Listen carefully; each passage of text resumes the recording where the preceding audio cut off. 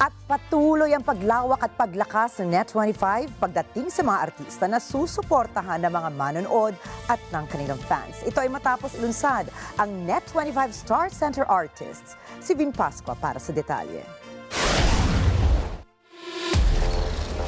Ladies and gentlemen, the Net25 newest and brightest star. Patuloy ang paglaki ng pamilya ng Net25 dahil ito sa pagpapakilala ng mga bagong bituin na titingalain at hahangaan. Sila ang mga kagigiliwan ninyo mula sa Net25 Star Center. 30 talented individuals sila na dumaan sa matinding workshops sa iba't ibang genre. Sa kanilang culminating activity na ginanap sa EVM Convention Center sa Quezon City, buong pwersang ipinamalas ng Net25 Star Center Talents ang kanilang talento sa pagkanta.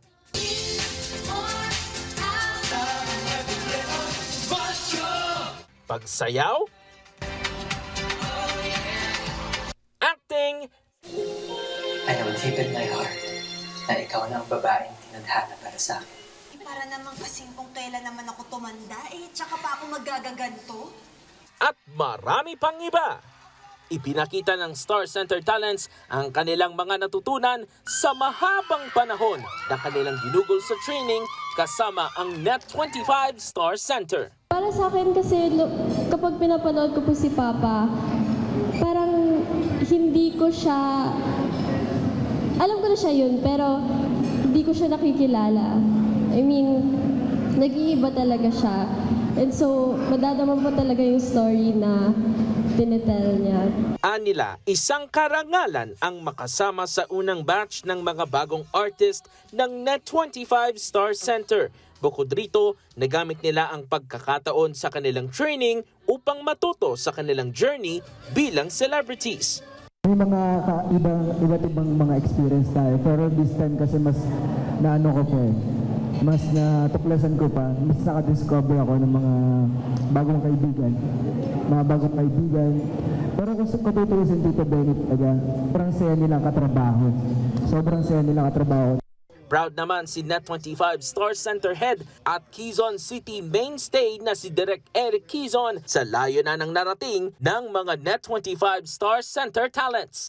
One of the reason why they're here is because they have the talent. Hindi naman namin sila pipiliin kung walang talent.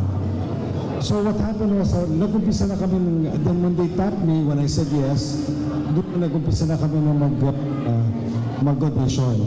And these kids all went through that process. Pinuri naman ng marami ang patuloy na paglawak at paglakas ng Net25 pagdating sa mga artista na susuportahan ng mga manunood at ng kanilang mga fans. Excited na ang mga Star Center artists sa bagong kabanata ng kanilang karera. Kaya naman asahan ang good vibes na dala nila sa kanilang mga parating na programa dito lang sa Net25. We wanted to be fully committed to that vision of being family friendly. And this new crop of talents would help us push that branding. Kaya brace yourselves mga ka-Net25. Let's net together dito lang sa Net25. Vin Pascua para sa mata ng Agila. Matatag, matapang, matapat. Maraming salamat sa inyong pagsubaybay sa Mata ng Agila Primetime. Para malaman ang matatag, matapang at matapat na mga balita, ay i-follow lamang at mag-subscribe sa @Net25 TV.